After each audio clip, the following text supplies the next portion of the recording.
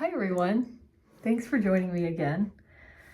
I figured I'm at a place where I've got an update or two that I would come back on and catch you up with what's been going on with me knitting wise.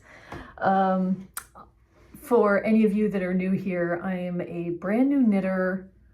I started knitting like in, I want to say February. I took a tiny knitting lesson. I worked on a couple patterns, like from a pattern book. I was just doing swatches of different patterns. And then I embarked on my first project, which was a scarf, which I'll get to in a second. And then I made my second project was a slouchy beret in bulky yarn, which I made for my daughter. And I ended up getting that finished really quickly. And I've shown it on a couple, a couple videos ago, and it's also on my Ravelry. That was fun. And currently I've been finishing up my scarf, working on my first vest, and to learn many different skills. And quite a while ago, I started a sock, and I went through a sock journey. I kind of ruled out using magic loop for now because I was getting a lot of laddering. Well, I'll catch you up on it. It's still in progress. But what I have finished is the scarf. Let me just show you first. I'm ReneePgh on Ravelry, by the way, which I will put down below. Let me show you this edging. Can you see that? Let me just cover myself up here. It's a edge stitch that's like a chain, and I'll talk about that in a second. So this is the Tin Can Knits free pattern wheat scarf. This is like my first thing that I ever cast on, and I finished it the other day. It's got some blips in it, and it looks very mustardy when I put it on camera, but it's not as mustardy. It's much more rich and golden. And I'll insert some video of me standing with it so you can see the length, but I have lots of notes in my Ravelry account. And this is the Malabrigo Rios yarn. So I started off with a luscious springy yarn, which has spoiled me because spongy, squishy, soft. I feel like I could wear this. Like I might be able to knit a sweater. I don't know yet about my wool sensitivity, but I know I probably have some sensitivity, and I would only be able to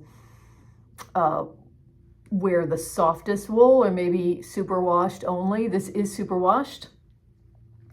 And I knit it not to, I think it said knit to 56 inches or something, and I ended up knitting to 53 because I knew this was going to stretch a little bit. And then at the end, when you get to whatever your length is, you do 3 inches of what is this, garter? But I did however many inches that is. Let me tell you about the edge stitch. So you see how it makes this beautiful line? The pattern does not call for this edge stitch, but I had learned this edge stitch when I was making those pattern swatches. You know, I was practicing broken rib and different things. And Carol, the teacher at this yarn shop, told me about this edge stitch. So I, instead of just starting to knit the, 16 rows or whatever in this pattern, I would do a knit stitch, but you go through the back, not through the front when you're putting the needle in. And then at the end, when I got to the end, instead of doing the 5 stitches, at the very last stitch, instead I would position the needles as if to purl, so bringing the yarn forward as if to purl, and just slip that stitch onto the right needle. And that somehow makes this edge, and I don't know what this edge is called, but if you know what it's called, I would love to know. Does it have a name? And I blocked this, my first blocked item. I don't think I blocked that beret that I finished my daughter because as I mentioned, I'm going to be frogging it, and I had her try it on, and I'm going to make a different type of design for her. But how I would probably see myself wearing this is this way, with my jacket on, which is a rust color, and the one that I just wear day to day. And maybe in that photo I will have another shirt on or the jacket, I'm not sure. But doesn't feel irritating to me. I mean, it could. That's why I'm thinking, can I wear a sweater? But it really softened up when I blocked it. So I didn't have any wool soak. So I used my unscented natural detergent from Trader Joe's, and just a tiny bit in the water, and I soaked it for 15 minutes or so, squeezed it all out, rolled it in a towel a few times, and I bought blocking mats, which I didn't have any, so I had to like run out and get them from the store. So I wasn't really able to like look at the ones I really wanted to buy. Just bought, 2 packs of 4, and it dried within a day and a half, and it really blossomed, and a lot of my little mistakes that I didn't know how to fix just filled in. And I mean, you can still see some of them, but not nearly as much as I could before. So yeah, the wheat scarf, just as I thought it was going to go on forever and never end, it ended. And 53 inches for me is perfect. I don't like to have a scarf that's really long, and I like to have a scarf that's like ending right there, but you'll see the length when I put in that video to show what it looks like standing up. So anyway, very happy to now have this done. Okay, secondly, let's just talk about this sock project, ongoing, never-ending sock project for a second. This is Regia yarn. I don't have the tag here, but it's Regia sock yarn. And it's kind of toothy. I don't really like it. It's not been, for my first sock, it's not been the smoothest. What I really like about this Malabrigo is the yarn is really round. It's very slippery, and I would love to have sock yarn like this. So I know Malabrigo has sock yarn, but it's very expensive. So this was $12. So yeah, recommendations for nice, but not $29 sock yarn would be fantastic. I have this, there's a knot in here somehow. So I had this sock going, you've seen it, it's been longer, but then I had counted my stitches, I had 66. I tried to backstitch so that it would end up 64. That never happened. I had tried to do a heel, which then messed up a bunch of stitches, and I could never get it right. So I just frogged the thing. I started over, but now I've had to start over like 5 times because I keep messing up the ribbing. It's definitely not as messed up as the first time I did the ribbing. So it looks neater, but it's definitely not perfect. And I just want to move on and start doing the body so I can just get further along in this practice sock. I've already made the decision that I'm going to try an afterthought heel, since I had so much trouble doing a heel, but I just need to get the body of the sock on. So I don't know how much, I can't remember now in the vanilla sock, Crazy Sock Lady pattern, how many rows of ribbing I have to do, but I will check in with that. I love the self-striping.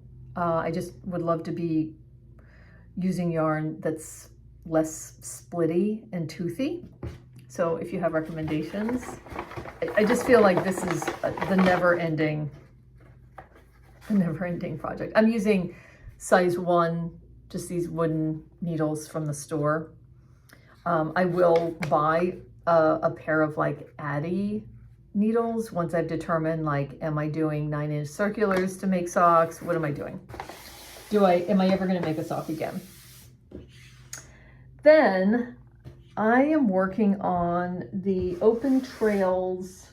Let me just find this on Ravelry. Let's see. Projects. I have a question for all of you about Ravelry in a moment. I'll come back to it. The Open Trails vest worsted. Calls for size 8, using 7 based on my gauge. Okay. So this is where I'm at so far. I don't have all the ends weaved in, but look, let's see. Let me come back. This is folding in, but otherwise,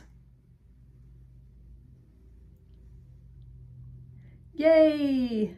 Those are stitch markers that are indicating some holes that I have to go back and fix. But look, I have a neck. I mean, a collar. I have armholes. This was my first time doing decreases, and man, oh man, I did one side better than the other. See how,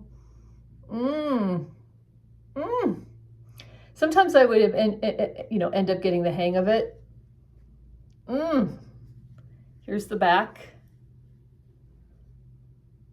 Yeah, problems. That one's better. I was getting the hang of it as I kept going, but I just kept going, you know. I sometimes I would like backstitch the decreases to try and do it again, and then it would be a little better. But yeah, it's Frankenstein-y, but I just kept on going. Do you see where that line is? Can you see that line? I'm just going to point to it, and then that's where I joined in another ball of yarn. And isn't that weird? But then it's on the back too. Yeah, I guess it would be. Yeah, I don't know. I don't know what happened. But anywho, here's the neckline. This is like, I bound off the neckline. This is curling. The thing I just did that I had to watch lots of videos about is seaming the shoulders together. The front is still curling in. That was all of these things are new skills. So then the next thing I'm doing is picking up stitches to create the collar and then the armhole detail. Here's the challenge I'm having with this pattern is when I'm watching the tutorials let me see the name. This is called the Open Trails Vest Worsted by Ashley Lillis. When I'm watching the Ashley Lillis videos, I don't always understand them. So then I go searching for other videos to show me how to do something. And those videos, whichever one I find, I will find one where I get it. And I wish I would have done that for these decreases, because they would have ultimately been neater, I think, if I would have understood better. Like, I think this is the last one I did, and it's the neatest because I think I started looking for other videos. So I just know that, like, the picking up stitches, that video, the next step that I have to do the collar isn't really clear to me. So I am going to try following along the video, but I know to look for other videos for that skill. So yeah, it's coming along. I may choose to do the ribbing over, but I feel like I'm gonna block it first and then to make a decision.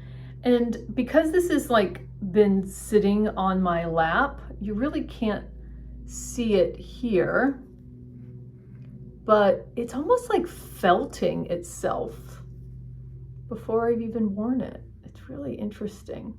Oh, this is very inexpensive yarn. This is Wool Ease by Lions Brand, and I got it on sale for $4.13 a ball. So this might be my last ball. So yeah, I think I'm gonna have enough. But yeah, you know, I'm happy to be learning all these skills. And then once I learn these skills, then I will look for, I've found other vest patterns that I want to try because I do like wearing vests. And I'll have those skills. I'll use a bit of a nicer yarn, but not too nice as I'm learning these things. And we'll go from there. Oh, I did buy some wool soak since then, so I have some on hand to use.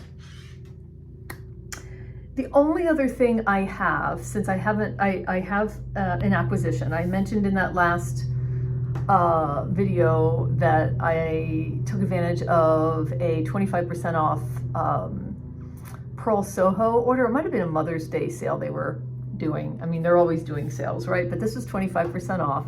And I wanted to get some yarn to make a t-shirt. So the next thing I'm going to do is make a summer t-shirt, or at least short sleeves or shorter than long.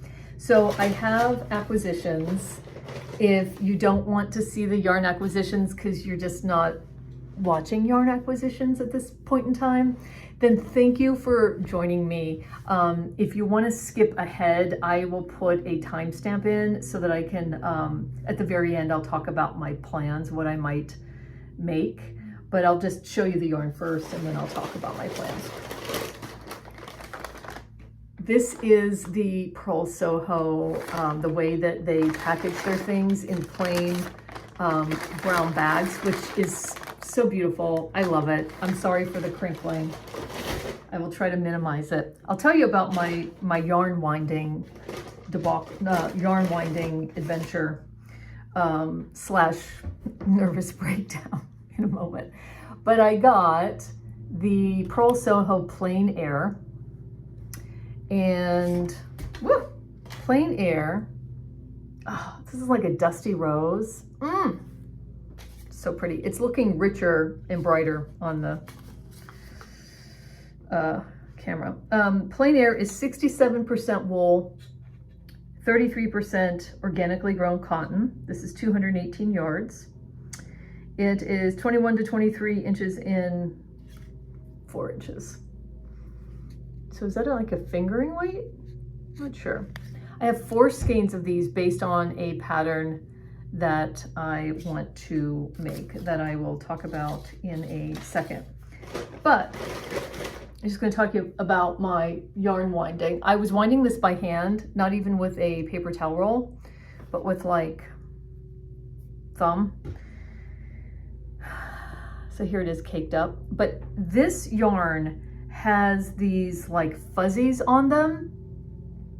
Might be wondering why I have 2 little balls, because it got itself, I unwound the skein, the hank, and then I plopped it down and turned into a bowl of spaghetti very easily. So I was working on both ends and bowl of spaghetti to the point where it got into a big fuzzy ball knot, and I'm using a needle and I'm trying to get it. Long story short, after a lot of deliberation, I had to cut it because I just tried and tried and tried over time, and I couldn't get it. So now this one skein is 2 balls, and I hate that, but I had to keep moving on. Like, this was a lot of time. So in the midst of that, I bought a Swift, umbrella Swift thing and a ball winder way earlier than I wanted to, because I just didn't want to mess up any more yarn and have to cut it. So then the second type of yarn I bought is called Santolina. Oh. This one, by the way, let me just hold the skein. Yeah, I definitely feel the wool in there. I'm trusting that when I wash it, it's going to become even softer. It's not, doesn't feel too prickly. This one, obviously, cotton, 70% cotton, 20% rayon from bamboo, and 10% hemp. 3 skeins of this. This must have been based on yardage I was looking at for a pattern. That's my order. So what are my plans? I bought 2 patterns. I'm used to these free patterns now, so, you know, buying patterns. Whew. My one pattern was, this is red birch, by the way. I'm not telling you the color.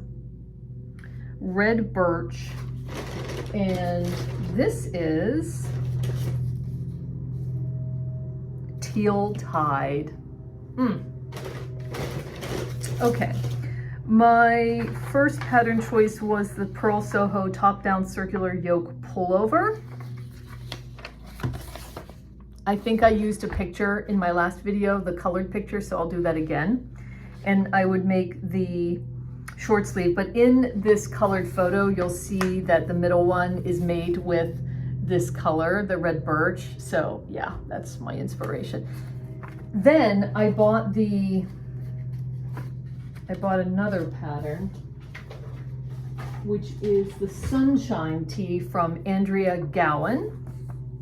And I really like this, but when I read the instructions, this one feels like it has more beginner instructions and they have video tutorials. And I know Andrea does too, but I didn't want to do the circular yoke, but I'm gonna try this with this. And then I'm not sure what I'm making with the turquoise, but one of the patterns that I have saved in my queue to make at some point, I don't think this is going to be with this yarn, but it might be. I'll just have to get some contrast colors, is the Color Tip Tee by Emily Curtis. This, this is so me. I love these like 70s inspiration little crew t-shirts with the color tipping. I would love to make this exact one, but I could also make other versions. She's made ones that are solid color. Oh, I love this. Oh, I just saw this yesterday. Yeah, so that's in my future at some point, I know. But anyhow, I mean, I have so many ideas, more pattern ideas than, you know how it goes. It's all building up. I'm trying not to buy yarn before my projects, so I'm just gonna work on these, see what happens. I visited a yarn store, the Sewickley yarn store, because I work part-time in a library that's near there, and I hadn't been in there since I've been knitting, and I wanted to feel yarn because now I know a couple brands that I'm interested in, and one of them was Madeline Tosh. Oh God, Madeline Tosh. Let me know your experience with Madeline Tosh yarns.